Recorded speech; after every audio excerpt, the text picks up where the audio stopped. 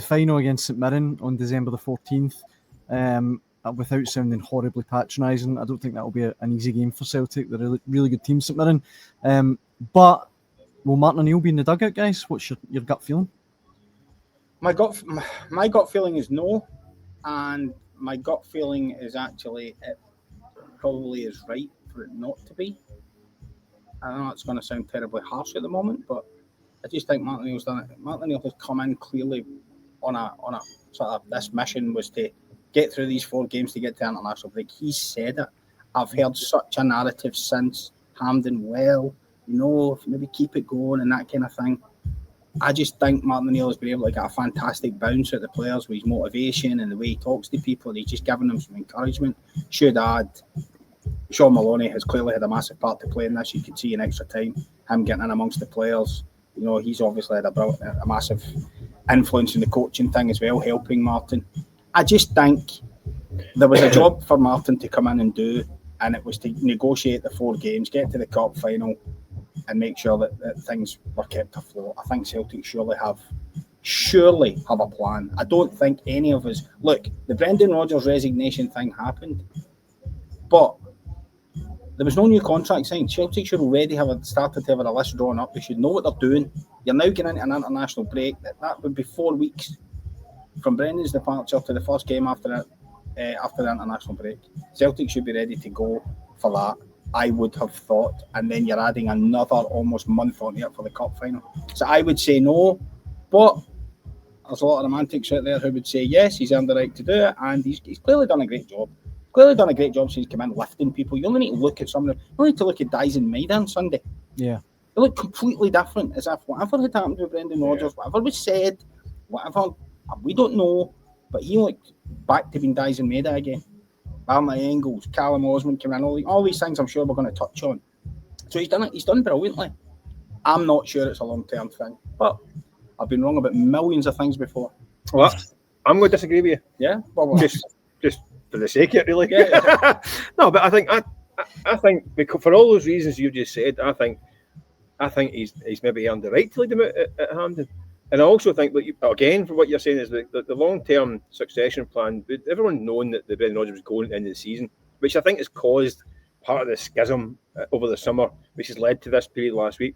So I think you're right that the kind of prospects to potential managers for next summer have been in the kind of on the horizon.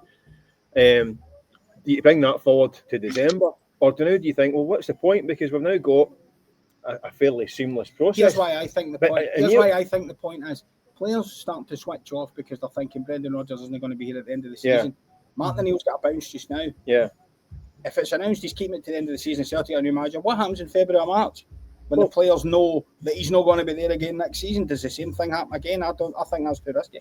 Yeah, I think it's slightly different. I think it's slightly different because you're dealing with a guy who's 73 years old. And if he says he's going into the season, I think it would have the opposite effect. I think this is probably the guy's swan song. He's already a club hero. Let's give the guy the send off he deserves. I think it would actually be a motivating factor for Celtic players because it's not like the manager Brendan Rodgers, who's in his prime at 52 years old, is going somewhere else. And you think, well, this guy's on his way out somewhere else. He's going to go into the Premier League. He's going to go to Saudi. He's going to go to Spain.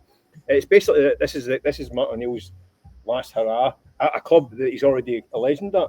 I think if I'm in that dressing room, like, you know what, I'm going to make sure he goes out on the biggest high possible. I think it would actually be the opposite. A majorly motivated factor. I mean, right away, I think he's done a great job at unifying a group that clearly needed unified because it was. I mean, for whatever reason, towards the end of Brendan Rodgers' period, it wasn't a happy camp. Yeah, the Honda Civic thing will be the kind of postmark to the whole kind of 3 months period, wasn't it? It's at the end of his reign. But you look at, as you said, look at guys like Arnie Engels the last 2 games has looked every inch £11 million player. As did at times last season. But any new manager who comes in and says, Arnie, you're fantastic, you're starting. Yeah. And you've not been given a start, he's going to get a bounce at the game. Yeah, completely. Yeah, but Austin Trusty, a man possessed at the weekend, but know that again, he's been constantly left out. I know if you think I'm arguing for the sake of it, but I think anybody that came in and basically said to these guys who weren't playing, you're in the starting lineup. I think you're tremendous. True. Boom, right away. They're buzzing for you. Yeah, I get that. And I think the change of style and simplifying it has helped them as well. It's given them a fresh impetus. The way they played in the last 2 games, they're a bit more direct, and it just changed. It just freshened up the place. I don't think there's anything wrong with the way they were playing the last 2 years, but it had got stale, and they were struggling to score goals. And it seemed to be every week it was always talking about what they haven't got rather than what they've got. Yeah. Whereas, like you say, it's easy for a manager to come in. Martin Neil came in and said that. He said part of the first thing he said to them, "You're all fantastic players." Yeah. And it's like they've not heard that for a while. Yeah. They've been told you're a Honda Civic. You're a Honda Civic. No, I get it. And listen, I get why Brendan Rodgers did that as well. So I'm not putting Brendan Rodgers. Let me say here now, Martin Neil is a Celtic legend and will always will be. Yeah, no matter what. There is no doubting that. I just not sure it is the way to go to say, okay, that's you until the end of the season. I'm not sure about that. I think they've been safe hands. I think Sean Maloney is, quite why he was doing the Celtic Pathways manager job at Parkhead. Yeah, it confused the life at me. The guy who was in the dugout at the Euros for Belgium, managed his own right, get done in it. I mean, get a raw deal at Hibs, a tough job at Wigan when they were practically going bust. Excuse me. Clearly, it was a hard sell for supporters to say, "Here's Sean Maloney's new manager." I don't think that would have worked at a time when there was mutiny in the stands anyway. No offence to Sean, but I don't think that would have cut it. And I still don't think it would cut it. With Martin Neil in there, it's a great PR exercise for a start, but also it's a guy who's got vast experience in the game, and it's proved to be pretty beneficial. I mean, it could be a fantastically potent. I think it's bottom time. That's what I'm saying. I couldn't agree more. I think that it certainly has taken.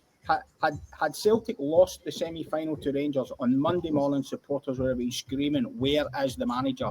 What are you doing? Why are you going back to an old? Why are you doing that? Where is the new manager? Get him in now." So what happens? But because Celtic won it, it has now bought the time. Yeah, but so what happens, right? So what happens is he does his 4 games, right, and during international break, Celtic appoint, I don't know, Trendy McScandy, the next up and coming manager, right? And he comes in. Right, and he's a fortnight later. He loses the cup final, and all of a sudden he's up against it. So, I mean, McScandy out. You know what I mean? It could be a big hitter. It could be a new name. It could be whatever, right? But he's up against it if he's up in a cup final. Why not let this play out and let Martin Neil walk out in the cup final? And if Martin Neil loses the cup final, like you say, he's a legend. And he'd say, well, it's not how it wanted to end. Celtic have to be looking beyond 4 weeks, man. This is what I'm saying. They've got time to get the right guy. So they're not. I don't think there's any rush to go and appoint anyone. I mean, the out-of-job markets now, I don't think is anything really jumping out, really. So you're going to have to go and get a guy on a job, which I think is going to happen anyway. Which becomes a complication as well. I think you look at certain markets, America, Asia, Scandinavia, as I mentioned, their seasons are coming to the end the next few months. You can say to the guy, you know what, take a fortnight off and we'll start you in January the 1st. And by that point, Martin Neil might be sitting with a big trophy on the sideboard and he leaves an even bigger legend than he was when he started. And the guy's got a fresh start. I don't know. I think that gives him the space to do that.